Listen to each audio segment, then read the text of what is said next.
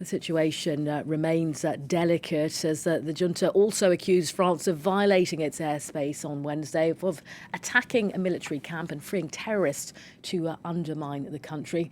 Here's the junta spokesperson speaking. Have a listen. Depuis la prise du pouvoir.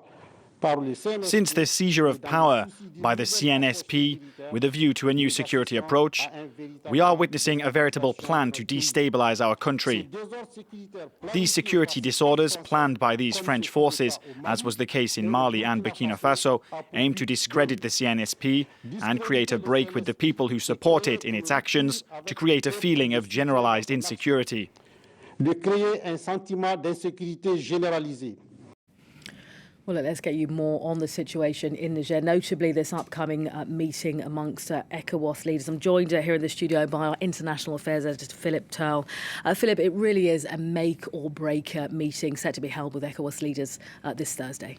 And there is no clear way out of this situation as this meeting is about to begin. There are two possibilities. The first one is there is a credible diplomatic breakthrough with the junta leaders, but for the moment, that doesn't appear to be the case. There's no dialogue taking place at all between ECOWAS and the junta leaders in Niger, and all attempts up until now to try to get that dialogue off the ground have come to a standstill. There's been a little ray of sunshine today with a meeting between the leader of the junta, General Tiani, and the Emir of Kano State in Nigeria, but he is not a government official. He has not been sent by ECOWAS to negotiate, but he has managed to meet General Tiani. There have been discussions. He's going to brief the ECOWAS meeting in Abuja, but that is as far as it goes for the time being. So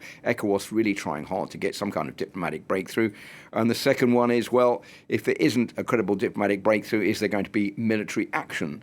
And the longer this goes on, the more that appears to be being pushed to the sidelines, because no one really knows how that military action is going to take place and what it's going to look like. So as we speak, the situation is looking pretty blocked, and ECOWAS is going to have to try to find some kind of way out of this at this meeting today.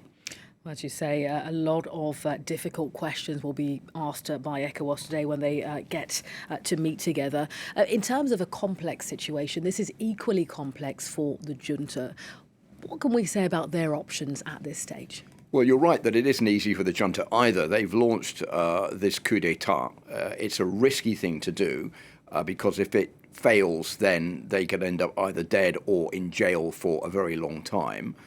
Now they're in charge of the country. They are facing widespread sanctions from ECOWAS. They are facing electrical blackouts due to the fact that electricity has been cut off from neighbouring Nigeria, which supplies 70% of electrical needs to Niger.